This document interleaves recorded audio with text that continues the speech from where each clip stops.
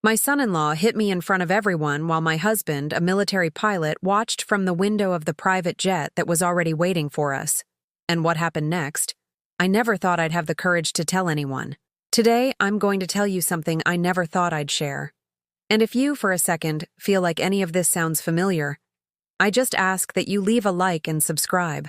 It will help me to keep unburdening myself. It was an April morning in San Diego, the kind that smells of jasmine and new beginnings.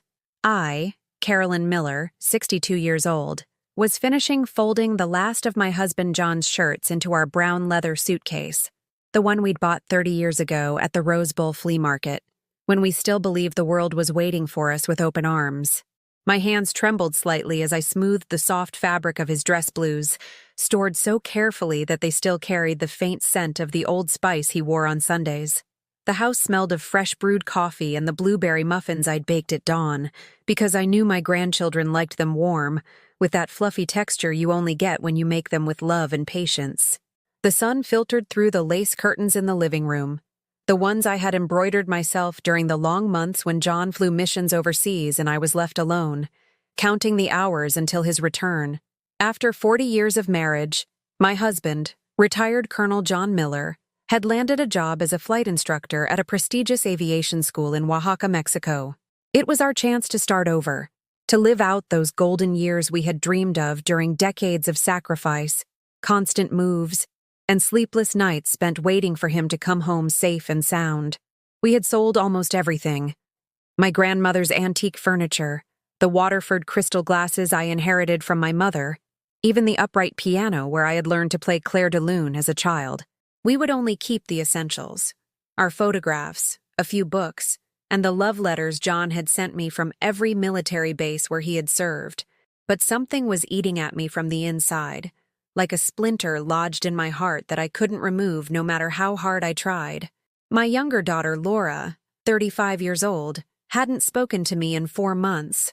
4 months of silence that began the day I told her I could no longer pay the rent on her apartment in North Park. Not because I didn't want to help her, but because we simply couldn't afford it anymore.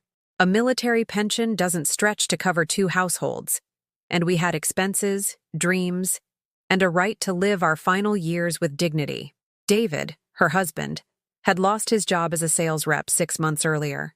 Since then, they had been living off our savings without even asking if we were okay, if we needed anything ourselves.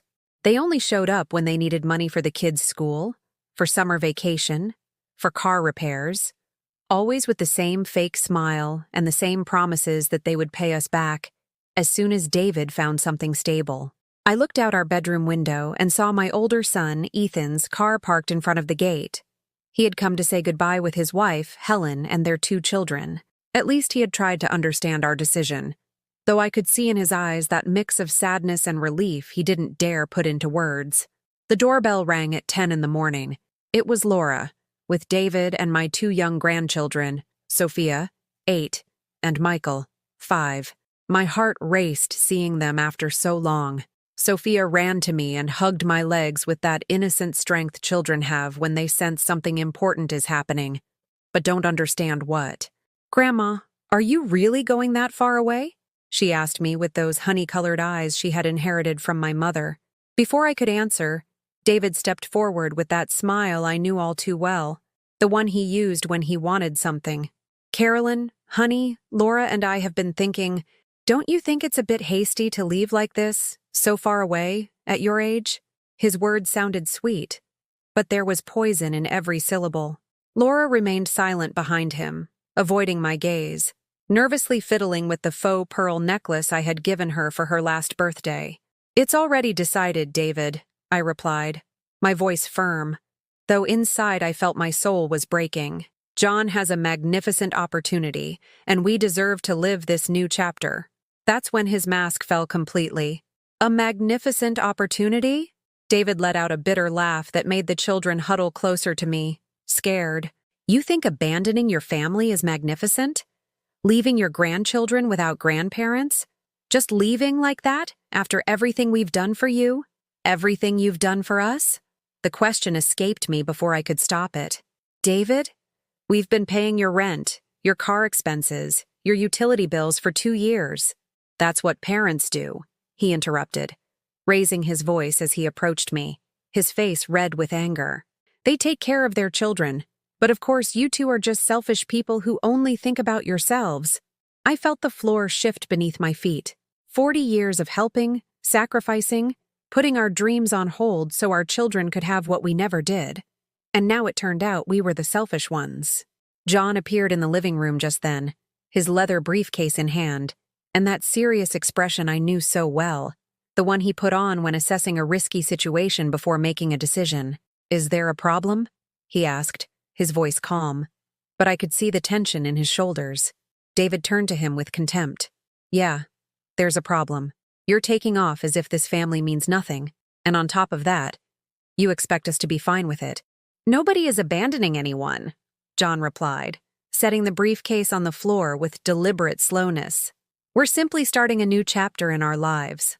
"A new chapter?" David scoffed. "In your 60s? Don't you think it's a little late to be playing explorers?" And then it happened. Something inside me shattered like glass that finally breaks after withstanding too much pressure for too long. 40 years of smiling when I didn't feel like it, of giving when I had nothing, of staying silent when I wanted to scream, of being the perfect grandmother, the understanding mother-in-law, the sacrificial mother who never said no. "David," I said, my voice trembling, "I think it's time for you to leave." His eyes filled with a fury I had never seen before. A raw, primitive rage that made me step back instinctively. "Leave? You're kicking me out of my family's house?" And without warning, before anyone could stop him, his hand cracked against my cheek. The sound was sharp, echoing through the living room like a gunshot. The blow sent me stumbling back, and I tasted the metallic tang of blood in my mouth as Sophia screamed and Michael started to cry, clinging to my skirt. The silence after the slap was more deafening than any scream. Everyone was frozen, as if time had decided to stop in that terrible moment. Sophia still clung to my skirt, her small fingers trembling, while Michael cried without understanding why the world had suddenly turned so ugly. Laura, my little Laura, the girl I had rocked through fevers, whom I had taught to ride a bike in Balboa Park, whom I had defended from bullies at school, she just stood there, arms crossed, looking away as if nothing had happened. "Laura," I whispered, touching my burning cheek, hoping she would say something, anything, defend me, yell at her husband, at least show some sign of concern for her mother, but she just sighed in annoyance. "Mom, don't be so dramatic. David's just stressed about work." Dramatic? She called it being dramatic that her husband had hit me in front of my grandchildren? I felt as if my heart had been ripped from my chest and stomped on. Ethan, my older son, who had been watching from the doorway, finally reacted. "Are you crazy, David? How dare you touch my mother?" David turned to him with that arrogant smirk I knew too well. "Your mother had it coming. If she weren't so selfish, none of this would have happened." John hadn't said a word until then. He was just watching me with those blue eyes I had known for 40 years. The same eyes that had comforted me when we lost our first baby, that had reassured me during the bombings in Bosnia when he was serving there, that had promised me eternal love on our wedding day in the small church in my Iowa hometown. But now there was something different in his gaze, a coldness that scared me more than David's slap. "Everyone out of my house," he said, his voice quiet, too quiet. "Now." "Dad, wait," Laura tried to say, but John raised his hand to silence her. "I said everyone. I need to speak with your mother alone." When they left, when the sound of their cars faded into the distance, I sat on the living room sofa where I had watched my children grow up, where we had celebrated so many Christmases, where John had proposed to me over 4 decades ago. The walls were covered with photographs, baptisms, first communions, graduations, weddings, a lifetime of moments that now felt tainted by what had just happened. John sat beside me and took my hand in his, those strong hands that had piloted fighter jets, that had held me during the birth of our children, that had built the treehouse in the backyard where our grandchildren now played. "Carolyn," he said softly, "tell me everything." And for the first time in years, I let myself remember. Everything I had bottled up, everything I had justified, everything I had pretended wasn't happening. I told him about that December afternoon 2 years ago, when Laura showed up at our house crying because David had lost his previous job. "It'll just be temporary, Mom," she had said, "just until David finds something better." And I, as always, opened my wallet and took out the $500 I had saved for our summer vacation. I told him about the time David yelled at me over the phone because I couldn't pay the kids' private school tuition. "What do two old people like you need savings for?" he had told me. "We have a family to support." And I, as always, went to the bank the next day and withdrew $1,200 from our savings account. I told him about last Christmas, when David complained that the dinner I had prepared wasn't up to the standard his children deserved. I had cooked for 3 days. My grandmother's roast turkey recipe, the homemade gingerbread cookies I'd made since I was a child, the pecan pie that Laura loved so much when she was little. But David thought it was poor people's food and ordered pizza for the kids. I told him about the day Sophia had a fever, and I stayed up all night taking care of her while Laura went to a concert with David because they had already paid for the tickets and couldn't let them go to waste. Sophia called me Mommy when she woke up, and when I told Laura, she got angry at me for confusing the child. I told him about the morning I found David going through our desk, looking for bank statements.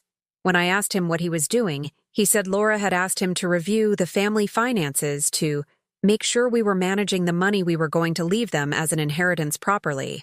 I told him about Michael's birthday last month, when I spent $300 on a new bicycle because David told me that grandparents have to show they love their grandkids.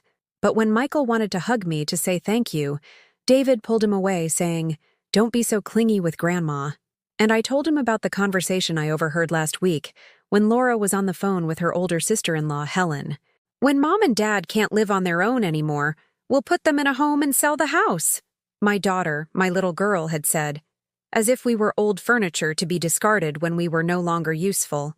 John listened in silence, nodding occasionally, squeezing my hand when my voice broke as I recalled every humiliation, every slight, every moment I had chosen to stay quiet to keep the family peace. "Do you know how much money we've given them in these past 2 years?" he asked when I finished. I shook my head. I had never kept track because I didn't want to know the answer.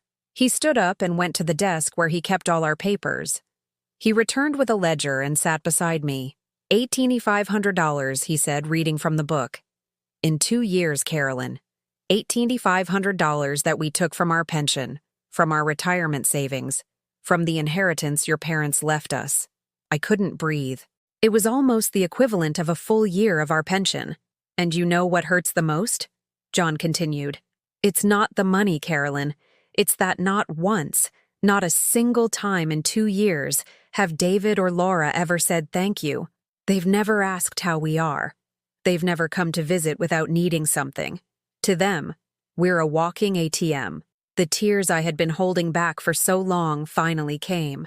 I cried for the grandchildren who had been taught to call me by my first name instead of Grandma, because David said it made them feel more modern. I cried for the Sunday afternoons I spent alone, waiting for a visit that never came. I cried for the forgotten birthdays, for the we love yous that never arrived, for the nights I woke up wondering at what point I had stopped being a mother and become an obligation. "Do you think I'm selfish?" I asked John through my sobs. "Do you think it's wrong for us to want to live our final years in peace?" He gently lifted my chin and looked me in the eye. "Carolyn, you've given 40 years of your life raising those children. You worked as a secretary in a federal building for 30 years to help pay for their college education. You took care of your mother until the day she died. You have been the perfect wife, the perfect mother, the perfect grandmother. And now that we finally have a chance to live for ourselves, it turns out we're the selfish ones." He was right. He had always been right. But I had been so busy pleasing everyone else that I had forgotten to please myself. "What are we going to do?" I whispered. John stood up and walked to the window overlooking the garden where we had watched our grandchildren take their first steps. "We are going to Mexico, Carolyn. We're going to start over. And if they want to remain a part of our lives, they are going to have to learn to respect us." That night, as I was preparing dinner for just the two of us for the first time in months, the phone rang. It was Laura. "Mom, David wants to apologize to you," she said without any preamble. But he needs you to understand that he's going through a very difficult time. And I'm not? I replied, surprised by the firmness in my own voice. Are your father and I not going through a difficult time too? There was a long silence on the other end of the line. Mom, if you go to Mexico, when will you be able to see the kids? It was the first time in 2 years Laura had asked about my feelings, even if it was indirectly. I don't know, honey, I answered honestly, but I know we need to try. The days following Laura's call passed in a strange calm, like the silence before a storm you know will destroy everything in its path. John and I continued packing in silence, wrapping a lifetime of memories in newspaper. While outside, San Diego went about its routine as if our world wasn't falling apart. It was Wednesday morning when David showed up at our door. Alone, without Laura, without the children. He was wearing his navy blue suit, the one I had bought him for his job interview last year, back when I still believed things could get better between us. Carolyn, he said when I opened the door, with that smile I now recognized as fake. Can we talk? I didn't invite him in. Something inside me, a voice that had been dormant for too long, told me to keep my distance. You can talk from there, I replied, holding the door ajar. His smile faded for a moment, but he quickly recovered it. Look, I know I got a little worked up the other day. It's been really hard for me being out of work, and sometimes you say things you don't mean. A little worked up? Hitting your 62-year-old mother-in-law in front of your children was getting a little worked up? David, I said firmly, you hit me. It was an impulse. He shrugged, as if we were talking about spilling coffee on the table. You provoked me too with all that talk about leaving, without consulting the family. There it was again. It was my fault. For wanting to live my final years in peace. For daring to make a decision about my own life. For not consulting him on what John and I were going to do with our future. Consult you? I asked, feeling indignation rise in my chest. Since when do I have to ask your permission to live my life? His mask cracked a little more. Carolyn, don't be dramatic. You know perfectly well that Laura and I depend on you. The kids need you. How can you just abandon them like this? Abandon them.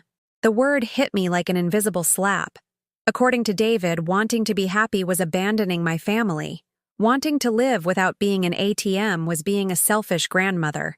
I'm not abandoning them, I replied, but my voice sounded less certain than I would have liked. You're not? David took another step closer, and I instinctively moved back. Do you know what Sophia asked me yesterday? She asked if Grandma didn't love her anymore because she was going so far away. My heart clenched. My granddaughter, my little Sophia with her messy pigtails and endless questions, thinking I didn't love her. That's not true, I whispered. Of course it's true. Kids don't understand late-life adventures. They only understand that their grandparents are leaving them. David smiled, knowing he had found my weak spot. But you still have time to reconsider. You can cancel the trip, stay here with your real family. And what about John's job? Our plans? John can find work here. There are plenty of flight schools in San Diego. And you can keep helping us like you always have. That's what mothers do, right? What mothers do? Sacrifice eternally. Never have dreams of their own. Exist only in service of others' needs, even when those others never show gratitude or respect. Go away, David, I said, starting to close the door, but he stuck his foot in the way. Carolyn, think about it. Think about everything you'll lose if you go. Think about the grandchildren you won't see grow up. Think about the lonely Christmases in a foreign country. Think about what will happen when you get sick and have no one around. His words stabbed into my mind like poisoned daggers, each one designed to awaken my deepest fears. Loneliness, illness, dying far from home. Think about Laura, he continued relentlessly. She's devastated. She cries every night because her mother is abandoning her. Do you really want that to be the last thing she remembers of you? And then something inside me broke. Not a clean break, but a crack that slowly spreads across a pane of glass until everything shatters. I saw myself at 25, newly married, promising myself I would be the best mother in the world. I saw myself holding Ethan in my arms during his sleepless nights, singing him lullabies until he fell asleep. I saw myself teaching Laura to ride her bike in the park, running behind her with my heart in my throat every time she wobbled. I saw myself working overtime at the Federal Building so I could pay for Laura's piano lessons, Ethan's English classes, the summer camps all their friends could afford and we barely could. I saw myself going to the bank again and again these last few years, withdrawing money we would need for our medications, for our medical expenses, for the uncertain future that awaited us. And I saw myself in this moment, at 62, being emotionally blackmailed by a man who had hit me and was now using my grandchildren as weapons to keep me in my place. "Go away," I repeated. But this time my voice was different, colder, more determined. David must have noticed the change because his expression hardened. "Carolyn, don't be stupid. Without us, you're nobody. You're just an old woman who's going to die alone in a country you don't even know." I slammed the door and threw the deadbolt. From the other side, I could hear him pounding on the wood for a few minutes before walking away, shouting that I would regret it, that Laura would never forgive me, that the children would forget me. I stood there, my back against the door, trembling as if I had just run a marathon. John appeared in the hallway, a box of books in his hands. "Was that David?" he asked. I nodded, unable to speak. What did he want? "For me to stay in my place," I finally answered. That afternoon, while John was out running some errands at the airport, I received a call I wasn't expecting. It was Helen, my son Ethan's wife. "Carolyn," she said in a soft voice, "can we talk?" Helen had always been different. Quiet, observant. She had never asked for money or favors. She worked as a nurse at Scripps Mercy Hospital and possessed that quiet wisdom that only people who have seen others suffer have. "Of course, honey," I replied, grateful to hear a kind voice after the morning I'd had. "I want you to know that Ethan and I fully support your decision to go to Mexico," she said bluntly. "And I want to apologize." "Apologize for what?" "For not saying anything sooner. For letting David treat you like that for so long. Ethan and I saw it all, Carolyn. We saw how he manipulated you, how he took advantage of your generosity, how he disrespected you, and we kept quiet because we didn't want to cause family problems." Her words were like a balm. Finally, someone had seen what I had been living through in silence for so long. "Helen, no, let me finish," she continued. "David told Ethan that if you left, we would have to support Laura and the kids. As if we were responsible for his decisions, his laziness, his lack of responsibility. And do you know what Ethan told him? What did he say? He told him it was about time he grew up and took care of his own family, that for too long he had lived like a parasite off his in-laws. For the first time in days, I smiled. "Carolyn, Laura isn't the girl you raised. She's become someone who allows her mother to be mistreated for money, and that's not your fault." That night, alone in the kitchen where I had prepared thousands of family dinners, I made myself a cup of chamomile tea and sat down to think. On the table, I had spread out the plane tickets to Mexico, the papers for John's new job, the confirmation for the apartment we had rented in Oaxaca. I also had 3 photographs I had taken from an album. One of Laura at 5 years old in her pink Sunday dress, smiling at me with those gappy baby teeth. Another of David on his wedding day with my daughter, when he still pretended to respect me and call me Mom. And a third of Sophia and Michael last December, hugging me after opening their Christmas presents. I looked at those photographs for a long time, trying to reconcile these people with the ones who now caused me so much pain. At what point did I stop being a mother and become a bank? At what point did my grandchildren learn to see me as an obligation instead of a gift? I took the 3 photographs and put them in a box along with the letters David had sent me over the years, all asking for money, all promising changes that never came, all filled with manipulation disguised as affection. Tomorrow, this box would go in the trash. It was time to let go of the people who had chosen to hurt me, even if those people carried my own blood. On Friday morning, 2 days before our flight to Mexico, I received a call that sent a chill down my spine. It was my older sister, Patricia, who had lived in Phoenix since she retired. "Carolyn, what on earth is going on over there?" she yelled without even a hello. "Laura called me crying, says you've gone crazy, that you're abandoning the family to go off with John on some wild goose chase in Mexico. I closed my eyes and braced for another battle. Patricia had always been the sensible sister, the one who stayed close to home, who never took risks, who believed that a woman our age should be content with knitting blankets for her grandchildren and patiently waiting for death. Patricia, it's not like that. Don't give me that, Carolyn, she interrupted. You don't start over at 62. At 62, you take care of your family, you help with the grandkids, you act sensibly. Sensibly? The word came out like a growl. You think it's sensible that David hit me? That they've taken over $18,000 from us in 2 years? That they treat me like their maid? Oh, Carolyn, always exaggerating.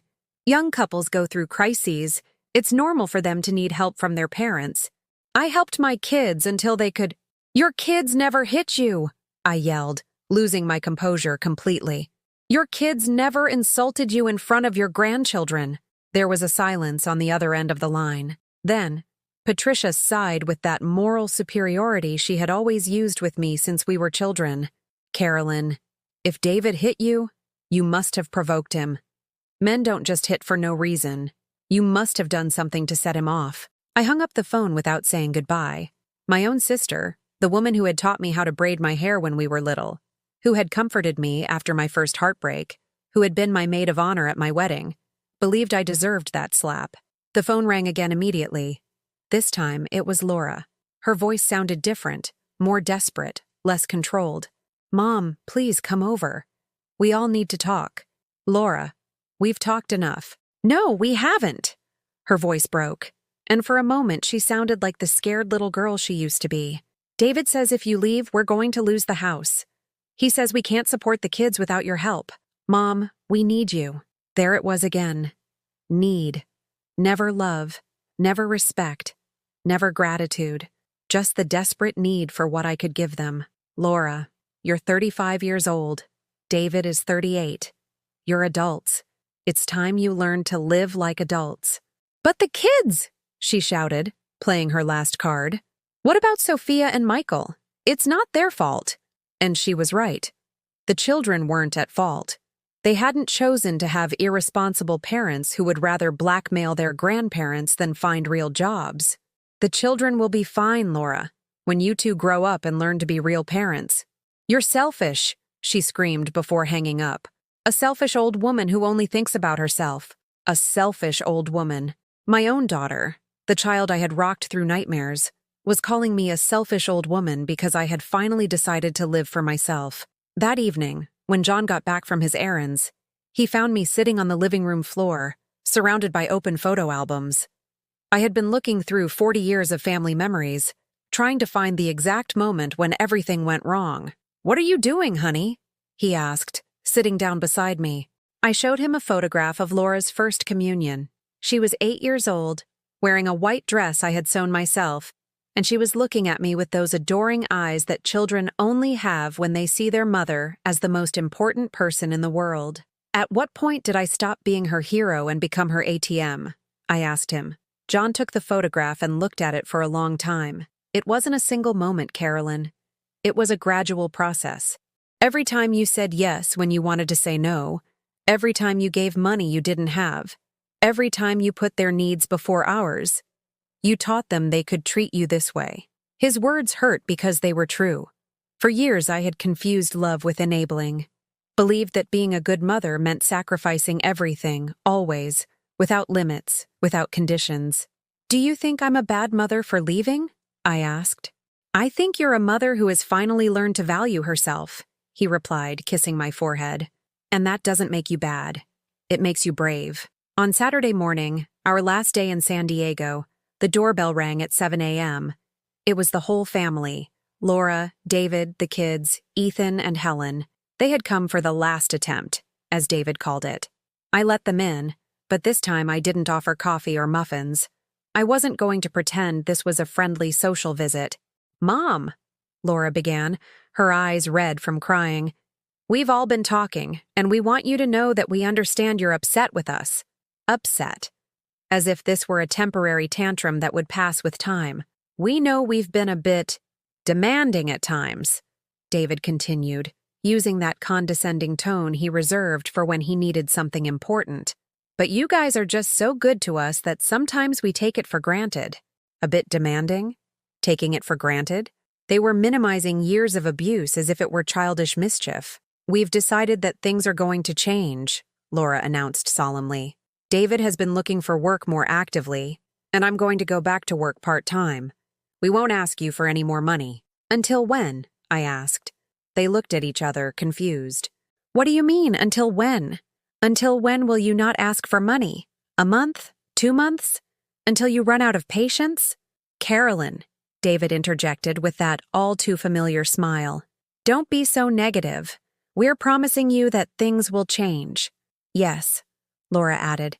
And besides, Michael asked me where his grandma was yesterday. The kids miss you so much. I looked at Michael, my 5-year-old grandson, who was playing with a toy car on the floor, paying me no attention. He didn't seem particularly affected by my absence. Did you really ask for me, Michael? I said to him directly. The boy looked up, confused. What? Your mom says you asked where I was. Michael looked at me as if it were the first time he'd seen me in weeks, which was probably true. No, he replied with the brutal honesty of a child, and went back to playing. Laura's face turned red. Well, maybe it wasn't exactly like that, but it was exactly a lie, I interrupted. Sophia, who had been quiet until now, came over and took my hand. Grandma, is it true you're going to live very far away? Her question broke my heart. It was the first time anyone in my family had asked me directly about my feelings, my plans, my life. Yes, sweetie, I replied, kneeling to be at her level. Grandpa and I are going to live in a place where he can work teaching other pilots how to fly. And will you be happy there? The question surprised me. No one else had asked if I would be happy. They were only worried about how my happiness affected them. Yes, I said, and for the first time in a long time, it was the complete truth. I think I'm going to be very happy. Sophia nodded gravely, as if it were the most logical thing in the world. Then that's okay. My teacher says everyone deserves to be happy. David cleared his throat loudly. Well, that's all very nice. But let's think about practical things. Carolyn, if you leave, what's going to happen to us? Are you just going to leave us completely on our own? Yes, I replied without hesitation. The word dropped like a bomb in the silent room. David turned pale. Laura started crying, and Ethan looked at the floor with a mixture of relief and sadness. But, Mom, Laura began. No, I interrupted, standing up. For 2 years, you have lived off our savings without a word of thanks. For 2 years, David has spoken to me as if I were his employee. For 2 years, you have made me feel as if my only value was the money I could give you. And a week ago, David hit me in front of my grandchildren, and you said absolutely nothing to defend me. Laura's tears intensified. Mom, you said nothing, Laura. Your husband hit me and you stayed silent. In that moment, I decided that I had had enough. David stood up abruptly. This is ridiculous. You're our parents. You have an obligation to help us. No, John said, speaking for the first time since they had arrived. We don't have that obligation. Our obligation was to raise you, educate you, and prepare you for adult life. We've already done that. Helen, who had been quiet throughout the conversation, finally spoke. David, I think it's time you accepted that this is your fault. You've treated Carolyn poorly for years, and now you're facing the consequences.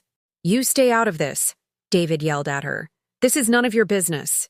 Of course it's my business, Helen replied calmly. Carolyn is my mother-in-law, and I respect her. Something you never learned how to do. David looked to Ethan for support, but my son just shook his head. Dad's right, David. It's time for you to grow up. After they left, a different kind of silence settled over the house. It wasn't the heavy, suffocating silence of the past few months, thick with tension and unspoken words. It was a clean silence, like the air after a storm has cleared the atmosphere of all its built-up electricity. I sat in my favorite chair, the green velvet armchair I had bought at Nordstrom 20 years ago with my first full paycheck. John sat on the sofa across from me, and for the first time in a long time, we really looked at each other, not as two people exhausted by family crises, but as the couple we had been before our adult children invaded our peace. How do you feel? He asked. It was a simple question, but I realized no one had asked me that in months. David asked when I could give them more money. Laura asked if I could watch the kids. My sister Patricia asked why I wasn't acting like a woman my age. But no one asked how I felt. Free, I replied, and the word left my lips with a naturalness that surprised me. For the first time in 2 years, I feel free. John smiled, and it was the smile I had known since we were dating, when he was a young second lieutenant fresh out of the Air Force Academy, and I was a rookie secretary who got flustered every time she saw him in his blue uniform. "Tomorrow night we'll be in Oaxaca," he said. "Are you scared?" I thought about his question as I looked at the boxes stacked in our living room, each one labeled with its contents. Carolyn's books, John's uniforms, family photos, an entire life reduced to 10 cardboard boxes and 2 suitcases. "No," I answered with surprise. "I'm not scared. I feel, what's that feeling called when you're expecting something good?" "Hope," John said softly. "That's it. Hope." That night, I slept soundly for the first time in weeks. I didn't wake up at 3 in the morning wondering if I had hurt Laura's feelings by telling her I couldn't pay her electricity bill. I didn't lie awake calculating how much money we had left in our account after each loan we knew would never be paid back. I didn't have nightmares about David screaming that I was a useless old woman. I woke up at 6 on Sunday morning, our last day in San Diego, with a strange feeling of lightness. It was as if I had been carrying a backpack full of rocks for years and had finally taken it off. I made coffee for 2 people, not 6. Toast for 2 people, not 6. I set the table with our favorite cups, the white porcelain ones with gold rims that had been a wedding gift and that we rarely used because, what if they break? Today, I decided it didn't matter if they broke. In fact, I decided I was no longer going to save anything for special occasions because I had learned that life itself was the special occasion. "Do you know what we're going to do today?" I said to John as we had breakfast on our small balcony overlooking 4th Avenue. "Finish packing?" "No. Today we are going to do everything we've wanted to do but never did because there was always some family crisis to attend to."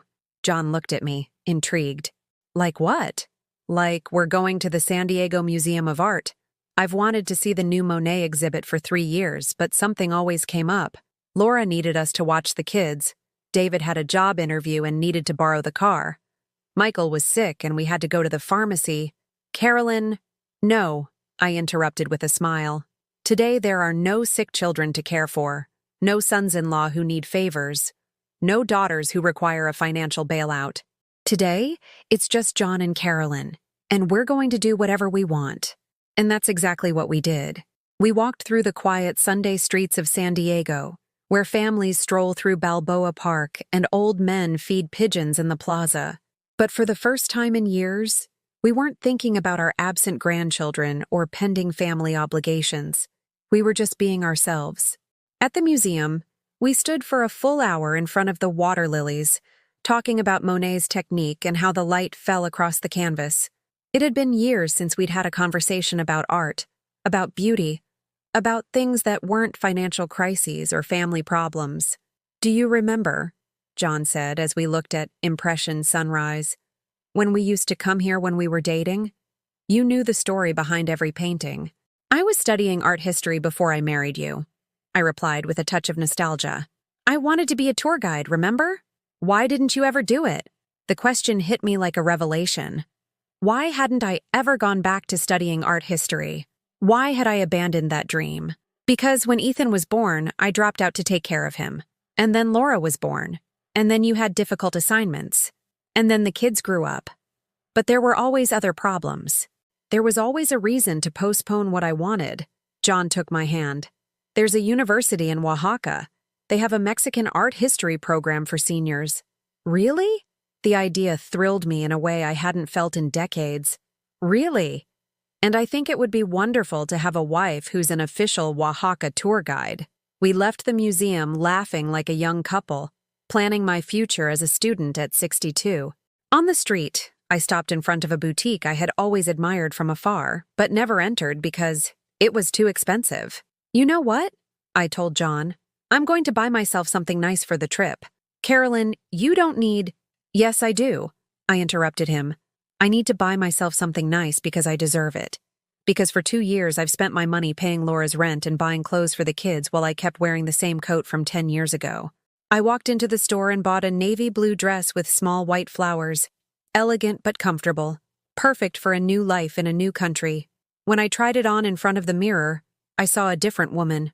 Not the exhausted, resigned grandmother I had been for the past few years, but Carolyn Miller, a 62-year-old woman about to start the biggest adventure of her life. The dress cost $120.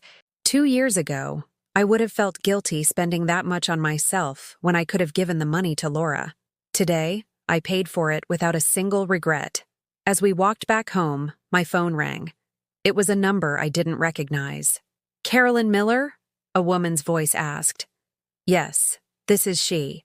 This is Laura Vasquez from the bank.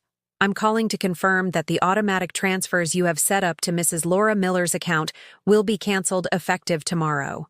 The automatic transfers. I had completely forgotten. A year ago, when David lost his previous job, I had set up a temporary automatic transfer of $300 a month to Laura's account until he found work. "Yes," I replied firmly. "Cancel all automatic transfers to that account." "Understood. And the supplementary credit card we issued in Mr. David Miller's name?" "What supplementary credit card?" A chill ran down my spine. "I'm sorry? What card?" "The supplementary credit card issued 6 months ago in Mr. David Miller's name, authorized by you. It has a limit of $2,000 and is linked to your primary account." The world stopped around me. David had been using a credit card in my name for 6 months without my knowledge.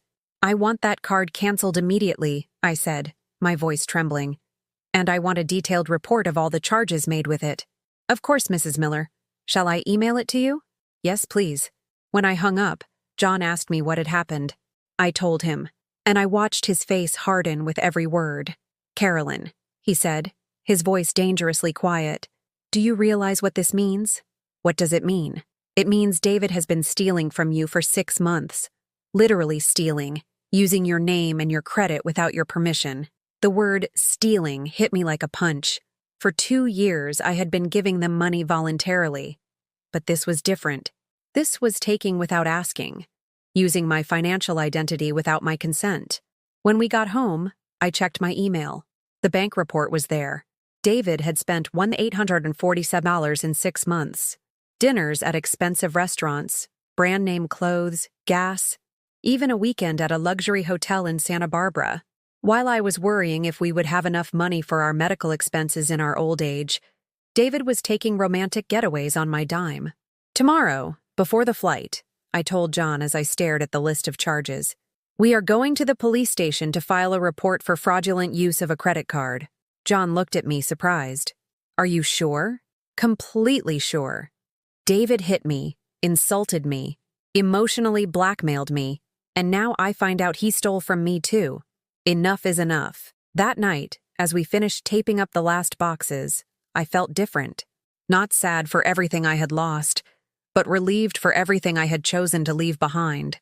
For the first time in 2 years, I had made a decision thinking only of myself, and it felt wonderfully good. Monday dawned gray in San Diego, with low clouds that seemed to promise a storm. Our flight left at 8 in the evening from San, but first, we had an appointment at the downtown police precinct at 10 in the morning.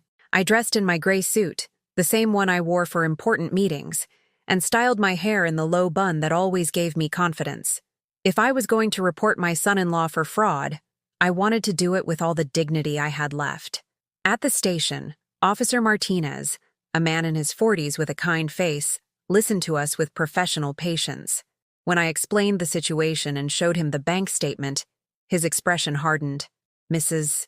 Miller," he said while taking notes, "this is financial identity theft. It's a serious crime. Are you sure you want to press charges? Considering he's your son-in-law, especially because he's my son-in-law," I replied with a firmness that surprised me. If he were a stranger, it would just be money, but he betrayed the family's trust. The officer nodded and continued filling out the forms. "I'll need you to sign here and here. The report will be filed, and if Mr. Miller doesn't reimburse the money in a reasonable amount of time, the case will go to the courts." I signed each paper with a steady hand. 40 years ago, when I married John, I never thought the day would come when I would have to report a member of my own family. But here I was, at 62, learning that sometimes self-love requires painful decisions. When we left the station, John hugged me on the sidewalk. "I'm proud of you," he whispered in my ear. "Very proud." It was 11:30 when we got home to pick up our suitcases. The taxi to the airport was coming at 5. We had a few hours for last-minute preparations and to mentally say goodbye to the house where we had been happy for so many years. But at noon, as I was packing my last belongings, the doorbell rang insistently. Once, twice, 3 times. Then, pounding on the door. "Carolyn, open the door." It was David's voice, but it sounded different. More aggressive. More desperate. I looked at John, who was closing his suitcase in the bedroom. He had heard the shouts, too. "Should I open it?" I asked. "Open it," he replied with that calm voice he used when assessing risky situations. "But I'll be right beside you."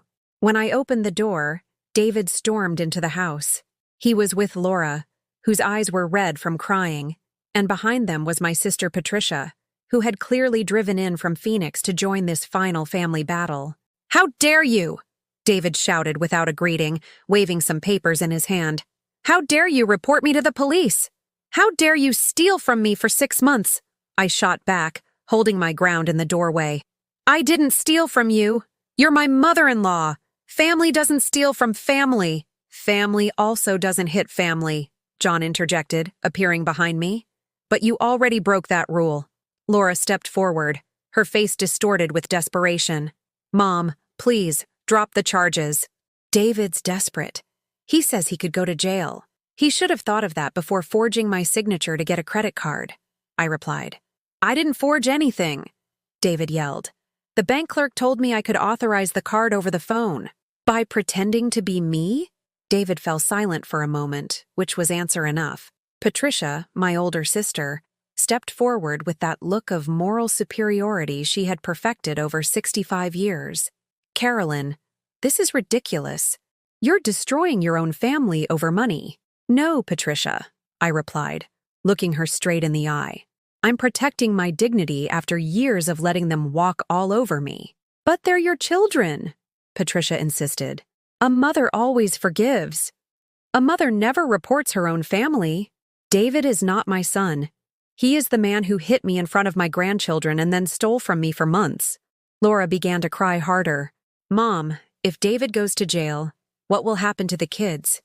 What will happen to me?" It was the same question as always. What will happen to them? Never what will happen to me. Never how do I feel. Never if I'm okay. Always them, their needs, their problems, their consequences. "Laura," I said firmly, "you are 35 years old. You have a college degree in business administration. You can work and support your children. Millions of women do it every day. But I've never worked. I don't know how to do it alone." "Then it's time for you to learn." David, seeing that the sympathy strategy wasn't working, decided to change tactics. His face hardened, and he approached me with that look I had learned to fear. "Carolyn," he said, his voice dangerously low, "you're going to drop that police report right now, or I swear to God you will never see those grandchildren again for the rest of your life." The ultimatum I had been expecting for days had finally arrived. The threat that every grandparent emotionally divorced from their adult children fears hearing, being cut off from the grandchildren. "Are you blackmailing me with my own grandchildren?" I asked, feeling rage rise in my chest like hot lava. "I'm telling you how it's going to be," he replied with that cruel smirk I knew all too well. "If you screw us over, we'll screw you over." It was in that moment that something definitively broke inside me. Not like the other times, when the damage built up gradually. This time it was a clean, complete, irreversible break.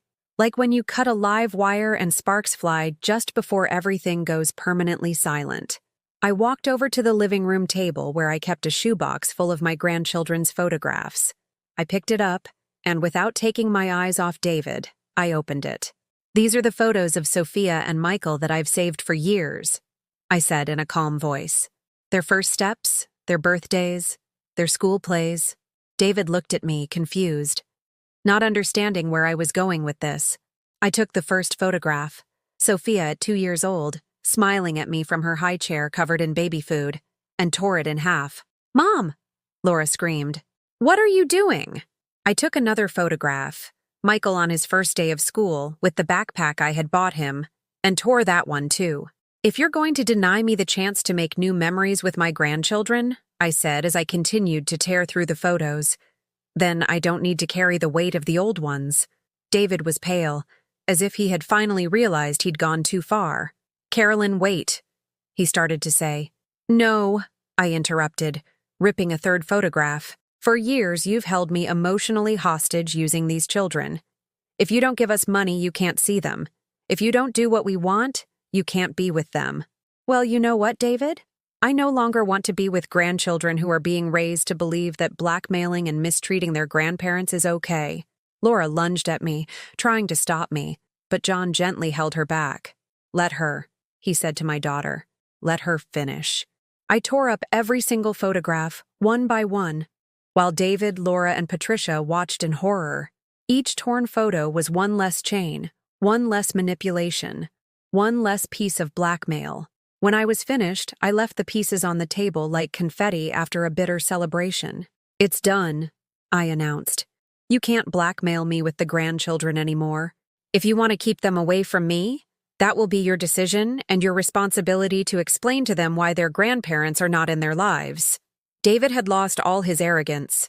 For the first time since I'd known him, he looked genuinely scared. "Carolyn, I didn't think you would— that I would defend myself? That I would set boundaries? That I would say enough is enough?" I stepped toward him until I was less than 2 feet from his face. "Well, you thought wrong, David. Very wrong." Patricia tried to intervene one last time. "Carolyn, this is insane. You're acting like a crazy person." I turned to my sister, the woman who had shared my childhood in our small Iowa town, who had been my confidant during our teenage years, who had stood by my side on my wedding day. "Patricia," I said with a deep sadness, "if defending my dignity seems crazy to you, then I think you've also forgotten what it means to value yourself. But they're your family. A family that hits me, steals from me, blackmails me, and disrespects me is not family. It's a burden that I have decided to no longer carry." John came over and placed his hand on my back. "The taxi will be here in an hour," he said softly. "Do you want them to leave?" I looked at David, Laura, and Patricia, 3 people who, until a week ago, had been the most important people in my world. 3 people who now looked at me as if I were a stranger, as if they had never expected the sweet, accommodating Carolyn Miller to be capable of standing up and saying no. "Yes," I replied. "I want them to leave, for good." After they left, the house fell into an absolute silence. But it wasn't the empty silence of loss. It was the silence full of possibilities of a new beginning. I stood in the middle of the living room, surrounded by the pieces of torn photographs. And for the first time in years, I took a deep breath without feeling it catch in my chest. "Are you okay?" John asked, watching me with those eyes that had seen so many battles, but never one quite like this. "I'm more than okay," I replied. And it was the purest truth I had spoken in a long time. "I'm free." The taxi arrived at 5 o'clock on the dot.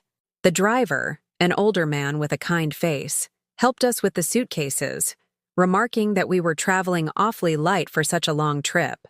"We're starting over," I explained as I settled into the back seat.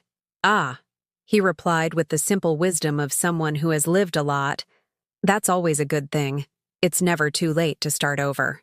During the drive to the airport, San Diego scrolled past the window like a movie of my own life. We passed La Jolla Cove, where John had proposed to me one Sunday afternoon.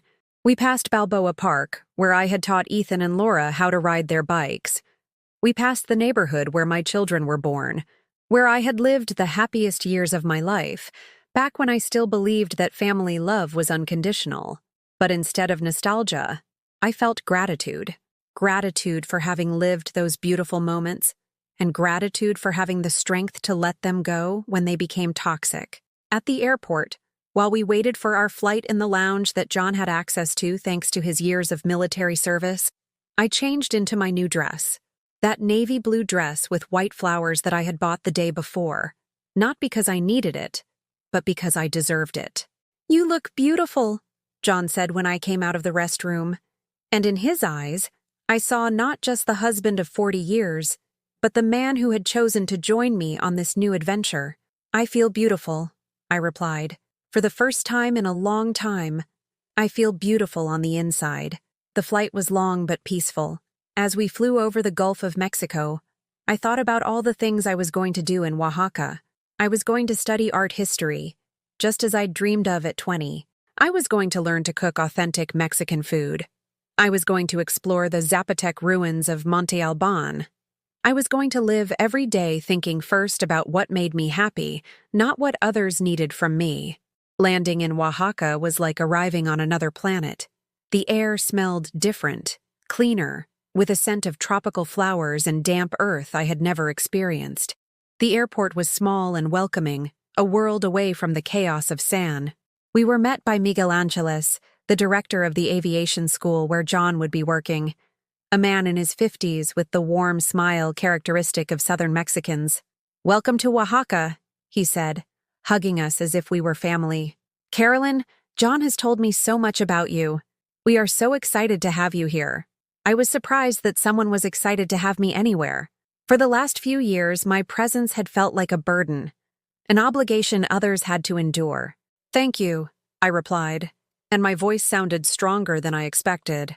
"I'm very excited to be here, too."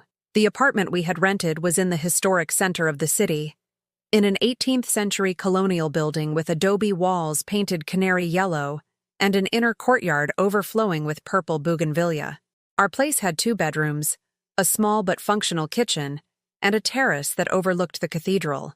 "It's perfect," I told John, as I opened the windows to let in the cool evening air. "You don't miss it?" he asked as he unpacked his clothes. "San Diego, the house, the—" "No," I interrupted without hesitation. "I don't miss anything that made me feel small." The first few days in Oaxaca were a revelation. I walked the cobblestone streets, discovering markets filled with colors I'd never seen, tasting flavors I didn't know existed, talking to Zapotec women who sold hand-woven textiles and told me stories of their ancestors with genuine pride. One morning, at the Benito Juarez market, an elderly woman selling mole asked me where I was from. "The United States," I answered. "From California." "And what brought you all the way here, Señora?" The question was simple, but the answer was complex. How could I explain to this woman that I had come fleeing a family that had forgotten I was a person?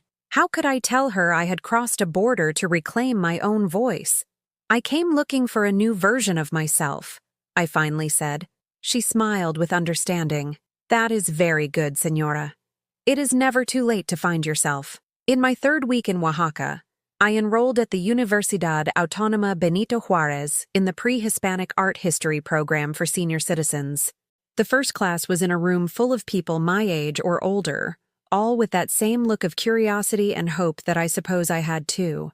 "Welcome," said the professor, a young woman with dark braids and bright eyes. "Here we will learn not only about the art of our ancestors, but about the art of reinventing ourselves." Her words felt like a prophecy. Over the following months, as I studied Zapotec codices and Olmec sculptures, I was also studying my own capacity for resilience, my own strength, my own beauty. John was also flourishing in his new job. He came home every afternoon full of stories about his young students, the maneuvers he was teaching them, the feeling of being back in the air after years of forced retirement. "You know what one of my students told me today?" he recounted one evening as we had dinner on our terrace. "He said he wants to be like me when he gets older, still chasing his dreams no matter his age." "And what did you tell him?" "I told him I learned from my wife that it's never too late to be brave." At night, when the historic center filled with the sound of music from the plazas and the smell of tlayudas from the street stalls, John and I would walk hand in hand like we were dating again. We talked about everything: my classes, his work, the books I was reading, the places we wanted to visit. But mostly, we talked about us, about the couple we had been before family crises consumed all our energy, about the dreams we had postponed for decades, about the strange but wonderful freedom of making decisions without having to consult adult children who would only use them for emotional manipulation. A month after arriving in Oaxaca, I received a WhatsApp message from an unknown number. It was from Sophia, my granddaughter, writing from a school friend's phone. "Grandma, where are you? Dad says you left because you don't love us, but I don't believe him." The message broke and healed my heart at the same time. My 8-year-old granddaughter had more emotional wisdom than her parents, and enough initiative to find me on her own. I replied carefully, "I'm in Mexico, my love. I left because I needed to learn to love myself so I could love you better. When you're older, you'll understand that sometimes people need time to heal." "Are you coming back?" "I don't know, sweetie. But if you ever want to come see Mexico, these doors will always be open for you." "I love you, Grandma." "I love you too, my beautiful granddaughter." After that exchange, I cried for an hour. But they weren't tears of pain. They were tears of release. My granddaughter loved me, regardless of her parents' blackmail, and that was enough to know I had made the right decision. 3 months after arriving in Oaxaca, as I was walking down the pedestrian street after my Zapotec art class, I stopped in front of a mirror in a shop window. The woman looking back at me was different from the one who had left San Diego. Her skin was more tanned from the Oaxacan sun. She was wearing an embroidered blouse I had bought at the market, not because it was cheap, but because it was beautiful and made me feel beautiful. Her smile was genuine, not the forced smile of someone trying to please everyone. But most of all, her eyes shone with something that had been missing for years: hope. "Nice to meet you," I said to my reflection. "I'm Carolyn Miller. I'm 62 years old, and this is the first time in my life I am living exactly the way I want to live." 8 months have passed since that gray morning in San Diego when David hit me in front of my grandchildren. 8 months since I made the hardest and most liberating decision of my life. As I write these lines from my terrace in Oaxaca, with the sound of the cathedral bells marking 6 in the evening and the aroma of the fresh-brewed Café de Ola filling the air, I realize that the woman who allowed herself to be mistreated to keep the family peace no longer exists. In her place is a Carolyn who wakes up every morning excited about what she will learn, the people she will meet, the small adventures she will have. A Carolyn who no longer apologizes for taking up space in the world, but celebrates every inch of it as if it were territory conquered after a long war. Yesterday, I graduated from the pre-Hispanic art history program. I was at the top of my class with a thesis on female symbolism in Zapotec codices that my professor called extraordinary. John was in the front row, applauding with a proud smile I hadn't seen since he was a young man. After the ceremony, we went to dinner at our favorite restaurant in the Xochimilco neighborhood, where Señora Rosa always greets us like her own children returning from a long journey. "So what's next, Dr. Carolyn?" John asked, joking about my new academic achievement. "Now, I'm going to become a certified tour guide at Monte Alban," I answered. "And I also want to write a book about Zapotec women, and learn to use a backstrap loom, and maybe travel all over Mexico to learn about other pre-Hispanic cultures." "All that?" he laughed. "All that and more. I'm 62, John, but I feel like my real life is just beginning." And it's true. For the first 62 years of my life, I lived for others. For my parents when I was a child. For John when we were young. For my children as they grew. For my grandchildren when they were born. For David when he became the problem that consumed all our family's energy. I always existed in relation to the needs, wants, crises, and demands of other people. Now I exist for myself. And it turns out that when a woman exists for herself, she becomes the best version of who she can be for everyone else. Last week, I received a call I wasn't expecting. It was Ethan, my older son. "Mom," he said, his voice careful, "Helen and I want to come visit you in December. If you'd like us to, of course." "With the kids?" I asked, referring to my other grandchildren. "Yes, with the kids. They want to see Mexico, and Helen says she wants to apologize to you in person for not defending you sooner." "She doesn't need to apologize, Ethan. She was always respectful to me." "I know, but, well, we all realized too late what was happening. How David was treating you and how Laura was letting him." There was a long pause before he continued. "Mom, did you know that David and Laura are getting a divorce?" The news didn't surprise me. nor did it bring me any pleasure. When pain is caused by a person's own choices, it feels like justice, not revenge. "How are the kids?" I asked. Confused, but okay. Laura got a job at a consulting firm. She's living with the kids in a small but clean apartment. For the first time in years, she's taking care of her own life without waiting for someone to rescue her. I'm glad to hear that. Are you really, Mom?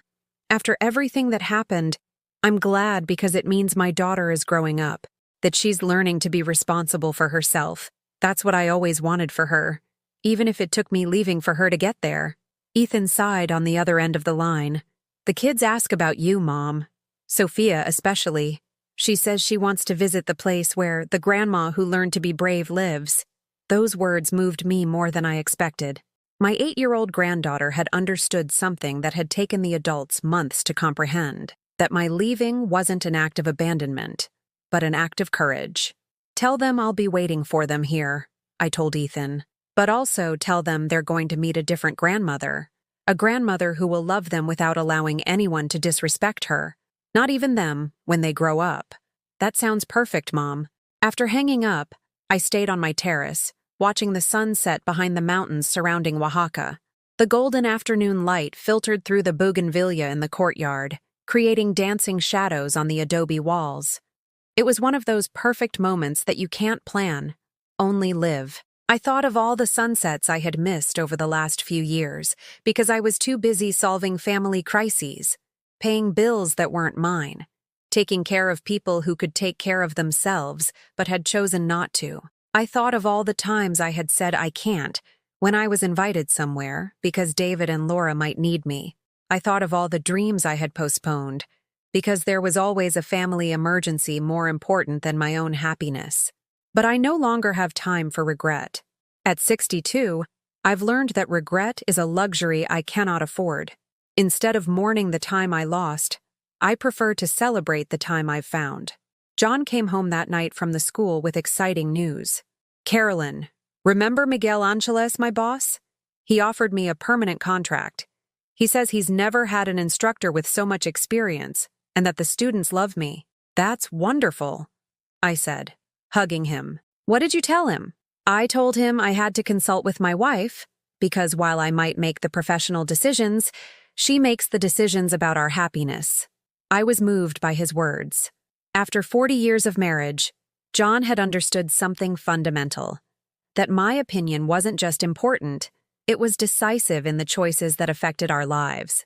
"And what's my verdict?" I asked playfully. "Your verdict is that Mexico has become our home, and you don't abandon a home on a whim. You care for it and cultivate it." He was right. Mexico was no longer our escape from a difficult situation. It had become the place where we had rediscovered who we were when no one else was defining us by our family obligations. The day before yesterday, while walking through the market buying ingredients for mole coloradito, a recipe Señora Rosa taught me that I now make better than many American dishes, I ran into an older woman crying quietly by a flower stand. I approached her and asked if she was okay.